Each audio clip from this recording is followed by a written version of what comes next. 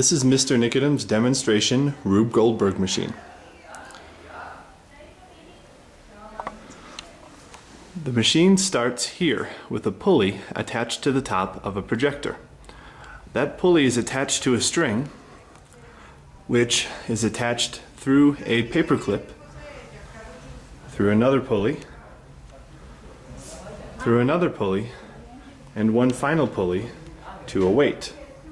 When this button is pushed to lower the weight, the pulley above the video projector will be activated that will lower this weight into the car. The car will then go down the ramp, hitting the first book. This book will fall and hit the second book. The second book will then fall on the scissors, causing it to cut the rubber band that is in between the two parts of the scissors. That will release this weight, which is attached over the top of a pulley and is already slanted somewhat down an inclined plane or ramp. This weight, when it goes down the inclined plane, will hit this lever, which has attached to it a wedge, a knife. The knife will fall forward and pop this balloon. The balloon is currently holding up a lever with another weight on top of it. Once the balloon pops, the lever will drop the weight, and the string which is connected to the weight will pull this note card out from the inclined plane where it is holding a marble. Once the marble is released, it will go down the red inclined plane around the two yellow, one blue, and one red screws. Together they form a screw. They each make the ball spiral in a full 360-degree circle. It will pass down the blue and yellow inclined planes and hit this yellow wheel and axle, which has a paperclip attached to it. When the wheel and axle spins, the paperclip will hit this yellow ball, causing it to go down this ramp and land in the basket.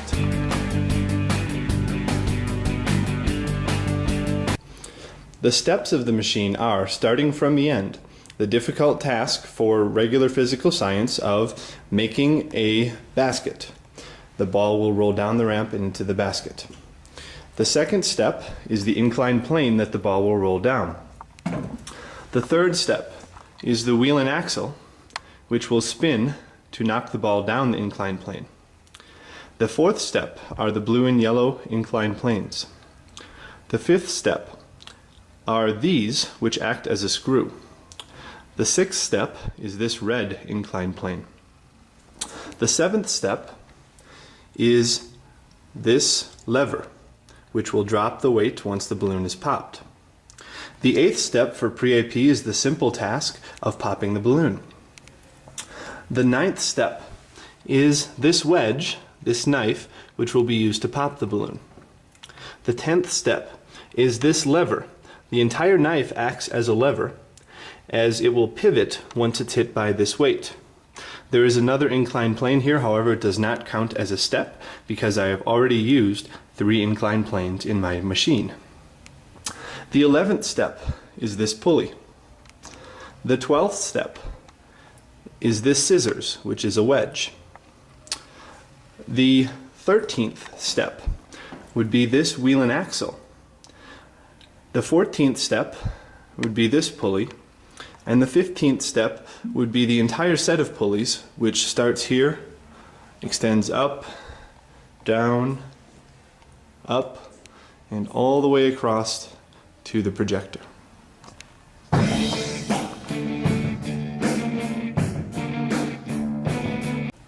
It's time to see the machine in action.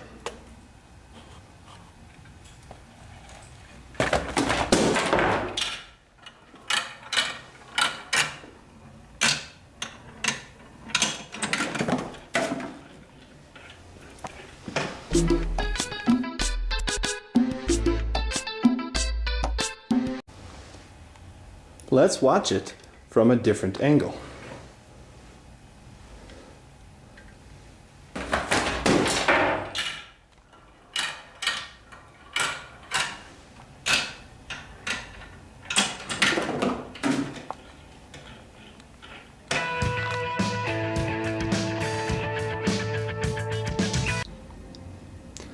Now it's time for the analysis of my Rube Goldberg machine. First, we're going to analyze some things that are happening to the marble, which, if you recall, starts at the top of the red ramp. The marble has a velocity of 0.1 meters per second when it's passing through this yellow inclined plane. During that same time of the yellow inclined plane, it has a kinetic energy of 0.000027 joules. During that same time, the marble has an acceleration of 0.5 meters per second squared, and it has a force of 0.0027 newtons. The marble's momentum for pre-AP during that time is 0.00053 kilograms times meters per second. The potential energy of the marble when it's at the top of this ramp is 0.021 joules. The marble demonstrates the law of conservation of energy as this potential energy, which it has by virtue of its height above the ground, changes into other forms of energy as it passes, instead of the energy being destroyed.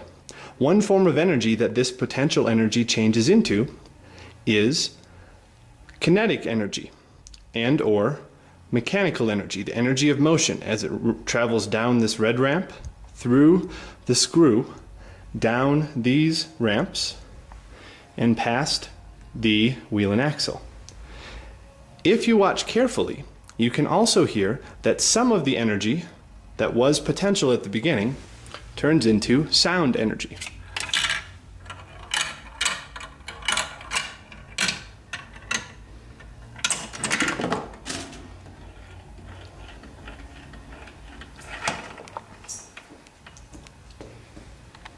Newton's first law was just demonstrated by the yellow ball. The yellow ball was an object at rest when it was at the top of the ramp. However, when an outside force acted on it, the outside force in this case being the wheel and axle, which caused it to move, the object changed from being at rest to being in motion. According to Newton's first law, objects at rest stay at rest unless acted on by an outside force, which was shown here. Newton's second law is simply the formula force equals mass times acceleration. We calculated the force the marble had as it passed over the yellow ramp. Its force was 0.0027 newtons. Newton's third law is that for every action, there's an equal and opposite reaction. If you watch very carefully as this book tips over onto the scissors, you will see that when the book hits the scissors, the book exerts an action force on the scissors, but the scissors exerts a reaction force on the book, and the book actually pops back up a little bit after it hits the scissors. Let's watch. That was Newton's third law. I will now demonstrate and show you where in my machine we see each of the 6 simple machines, which simple machines show up in my machine. On this ramp here, a ramp is an inclined plane. So the first simple machine is an inclined plane. This is a wheel and axle. This is an inclined plane. This is another inclined plane. Together, these 4 spirals make a screw because they make the marble spin in a spiral shape as it passes through them. This is another inclined plane. Here, we have a lever where once this balloon is popped, the weight is released. The lever can move up and down. What popped the balloon was this wedge, which is attached to another lever. This yellow ramp is an inclined plane. There was a pulley here which allowed the weight to drop and hit that lever when the wedge, which is the scissors, cut the rubber band. Here at the beginning of the machine, we have a wheel and axle, an inclined plane, and a pulley, along with several other pulleys, 1, 2, 3, 4, and 5, all together as a pulley system. For pre-AP, the last thing that we need to identify in our analysis is a vector. When the marble was passing down this ramp, it had a direction and a speed. Its velocity was 0.1 meters per second forward. If we wanted to give that another direction, we could say that it is 0.1 meters per second east as it is heading towards the mountain. Because it has both a size and a direction, we can call this a vector. Good luck on your Rube Goldberg project.